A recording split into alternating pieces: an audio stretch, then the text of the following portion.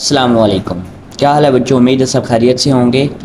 आज का जो हमारा टॉपिक है जो हमने डिस्कस करना है वो है सेलुलर रेस्पिरेशन। इससे पहले जो है हमने ये सीखा है फोटोसिंथेसिस का प्रोसेस में कि प्लांट्स जो है वो छोटे छोटे मालिक्यूल्स मिलकर बड़ा मालिक्यूल ग्लूकोज वो कैसे बना रहे हैं, जो कि एनर्जी कंज्यूमिंग प्रोसेस था और वो एक एनाबोलिज्म यानी एनाबॉलिक प्रोसेस था। आज का जो हमारा टॉपिक डिस्कशन में है वो है कैटाबॉलिक प्रोसेस रेस्पिरेशन का। चाहे वो प्लांट्स हैं या एनिमल, जितने भी लिविंग ऑर्गेनिज्म हैं वो कैसे एनर्जी को जो है वो ग्लूकोज से हासिल करते हैं। ये मैंने पहले भी बताया था कि ग्लूकोज एक बड़ा मालिक्यूल है, वो टूटता है और उससे जो एनर्जी रिलीज़ होती है एटीपी फॉर्म में, वो जो है ऑर्गेनिज्म उसको यूटिलाइज़ करते हैं। वो प्लांट्स भी यूज़ करते हैं और एनिमल्स भी यूज़ करते हैं अपनी ग्रोथ के लिए, अपनी डेवलपमेंट के लिए, अपनी मेंटेनेंस के लिए। ठीक है। सेलुलर रेस्पिरेशन को डिस्कस करने से पहले जो है हम इसकी डेफिनेशंस कर लेते हैं कि ऑर्गेनिज्म जो है वो एनर्जी को हासिल करते हैं जो ग्लूकोज में मौजूद होती है। CH बॉन्ड जो मौजूद होते हैं उसको तोड़कर ऑक्सीडेशन करवा के जो है वो क्या कर लेते हैं, अपनी एनर्जी हासिल कर लेते हैं। लेकिन जो एनर्जी वो हासिल होती है वो ATP फॉर्म में होती है। किस फॉर्म में होती है? ATP फॉर्म में। होता क्या है कि organism gain energy by breaking CH bond in food by carrying out oxidation. Oxidation के प्रोसेस से जो है वो CH बॉन्ड्स को तोड़ते हैं और उससे जो एनर्जी हासिल होती है वो अपनी मेंटेनेंस, अपनी ग्रोथ के लिए जो है उसको यूज़ करते हैं, अपनी ज़रूरियात को पूरा करने के लिए। अब देखो होता क्या है कि रेस्पिरेशन में उल्टो तो जो फूड हम खाते हैं यानी कि फूड सोर्स जो है, फॉर एग्जांपल हम वो ऑर्गेनिज्म खाते हैं जिसमें हमें एनर्जी ज़्यादा मिलती है। फॉर एग्जांपल अगर बकरी की बात करें, बकरी जो है वो क्या करती है, घास को खाती है। घास में फोटोसिंथेसिस होती है, वो फोटोसिंथेसिस क्या करती है, ग्लूकोज बनाती है और वो ग्लूकोज जो है बकरी जब खाती है तो उसके अंदर एनर्जी आ जाती है। अब वो जब बकरी हम खाएंगे यानी कि उसका गोश्त जो है, मीट वगैरह जब हम खाते हैं तो उससे हमें जो एनर्जी हासिल होती है वो हमारी बॉडी को उसकी ज़रूरत होती है। अब होता क्या है कि वो ग्लूकोज जो उसमें होती है गोट में, वो क्या होती है, वो टूटती है in the presence of oxygen. Body में जो इनहेलेशन के ज़रिए जो है ऑक्सीजन आती है उसमें CH बॉन्ड टूटता है, वो कार्बन डाइऑक्साइड में तब्दील हो जाती है, फिर वाटर में, और फिर उससे जो एनर्जी हासिल होती है वो ATP फॉर्म में वो हम क्या कर लेते हैं, यूटिलाइज़ कर लेते हैं। अच्छा, यहाँ पे एक MCQs है। एक्सरसाइज का पहला MCQs भी यही पूछा गया है कि सेलुलर रेस्पिरेशन में जो बॉन्ड टूटता है वो किस फॉर्म में टूटता है। तो आपने याद रखना है वो CH बॉन्ड में टूटता है। किस बॉन्ड में टूटता है? CH बॉन्ड में। लेकिन इससे आगे जब ATP का बॉन्ड टूटता है तो आपने याद रखना है वो PP बॉन्ड जो है वो टूटता है। PP बॉन्ड जो है वो टूटता है। फास्फेट का बॉन्ड हमने देखा था ना, फास्फेट के बॉन्ड जब एक टूटता है तो उससे जो एनर्जी रिलीज होती थी वो 7.3 किलो कैलोरीज थी। अच्छा, ये पॉइंट हो गया क्लियर। अच्छा, हम इसकी टाइप्स की तरफ आते हैं। इसकी दो टाइप्स हैं। कुछ रिएक्शन, कुछ रेस्पिरेशन होती है जो ऑक्सीजन की मौजूदगी में हो जाती है। कुछ एनिमल्स ऐसे होते हैं जो ऑक्सीजन की मौजूदगी में अपने ऑक्सीडेशन करवाते हैं फूड की, तो उनको बोलते हैं एरोबिक रेस्पिरेशन।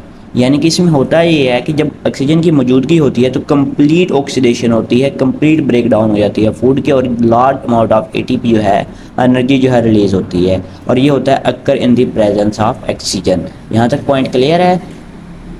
अब जब ये एरोबिक रेस्पिरेशन होती है, ये कहाँ कहाँ होती है, किस स्टेप से गुजरती है, तब जाके हमें ATP रिलीज़ होती है। ग्लाइकोलाइसिस का प्रोसेस होता है, पहले ग्लूकोज की ब्रेक डाउन होती है, ये हम आगे लॉन्ग क्वेश्चन करेंगे इसका। फिर क्रैब साइकिल में से जो है वो गुजरता है, फिर इलेक्ट्रॉन ट्रांसपोर्ट से गुजरती है ग्लूकोज, तब जाके जो है हमें एनर्जी हासिल हो जाती है। ठीक है। इसके दो फेज़ होते हैं। पहले फेज़ में ये होता है कि ग्लूकोज जो है, ग्लूकोज का एक मालिक्यूल जो है वो 2 पायरुविक एसिड के मालिक्यूल में तब्दील होता है, और साथ जो है वो 2 ATP रिलीज होती है। ये बहुत थोड़ी अमाउंट में एनर्जी होती है। ये ग्लूकोज का मालिक्यूल है, जब ब्रेक डाउन होती है तो इस तरह जो है 3-3 मालिक्यूल में तब्दील हो जाता है पायरुविक एसिड के।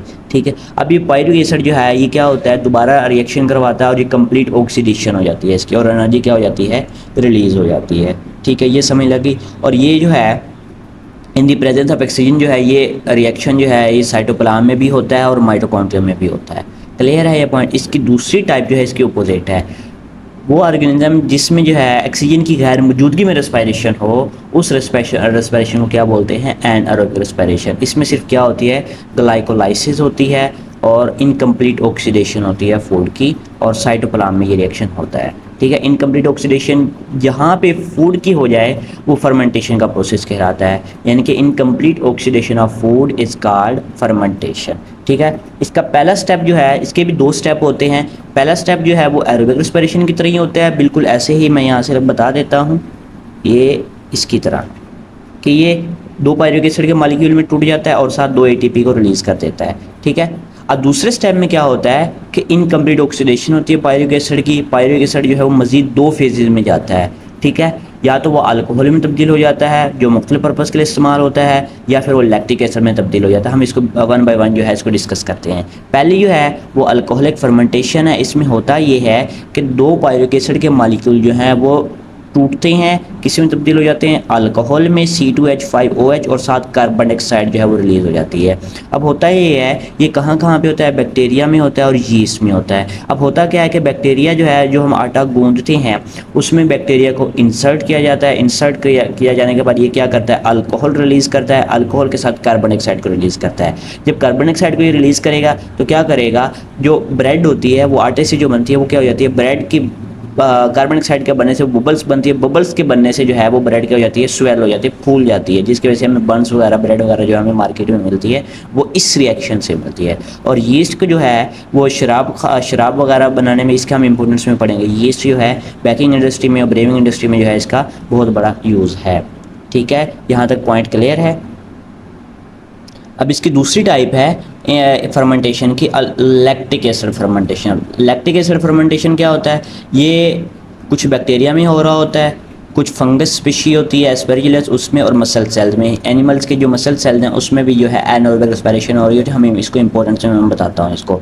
बैक्टीरिया में जो है ये दही में खटास पैदा करने के लिए, पनीर वगैरह बनाने के लिए, ठीक है। और एस्पेरजिलस जो है कि एक फंगस है, सोया सॉस, ये खमीरी मिसाले होते हैं बिरयानी वगैरह जितने में मसाले मार्केट में मिलते हैं या हम घरों में यूज़ करते हैं, वो सोया सॉस वो है फंगस से मिलकर बनाया जाता है। इसमें होता ये है कि पायरुविक एसिड का जो मालिक्यूल है वो लैक्टिक एसिड में तब्दील हो जाता है, और जो है योगर्ट चीज़ वगैरह बनाने में जो है इसको इस्तेमाल किया जाता है, ठीक है। ये हाइड्रोजन के साथ मिलकर क्या बना देता है, 2 लैक्टिक एसिड के मालिक्यूल में जो है वो तब्दील हो जाता है, ठीक है। इसके बाद अगर हम इंपॉर्टेंस ऑफ फर्मेंटेशन की बात करें तो इसमें जो है जब अर्ली स्टेजेस ऑफ लाइफ थी, जब लाइफ एग्जिस्ट नहीं करती थी, तो कुछ ऑर्गेनिज्म ऐसे थे जो ऑक्सीजन के बगैर रह रहे थे। अब साइंस का ये मानना है कि जो जब ज़मीन जो है वजूद में आई थी तो इस पे जो है ऑक्सीजन की रेशो नहीं थी। ये तो ऐसे ऐसे इन्वायरमेंट ने अपने आप को अडॉप्ट किया है, और इसके बाद जो है ऑक्सीजन जो है यहाँ पे यानी कि रहने के काबिल हम हो चुके हैं। लेकिन ये तो हट के है बात, अब हम थोड़ा सा डिस्कस करने लगे हैं तो इसको। तो कुछ ऑर्गेनिज्म ऐसे हैं जो आज भी, बैक्टीरिया हैं, ये कुछ फंजाई हैं, वो अपने आप को जो है क्या करते हैं, एनारोबिकली रहते हैं, अपनी एनर्जी जो है एनारोबिकली हासिल करते हैं, और उन ऑर्गेनिज्म को क्या कहते हैं, एनारोब्स कहते हैं, ठीक है। ये डेफिनेशन है कि ऑर्गेनिज्म जो है आज भी जो है एनारोबिकली रहते हैं, ठीक है, और उनको एनारोब्स कहते हैं।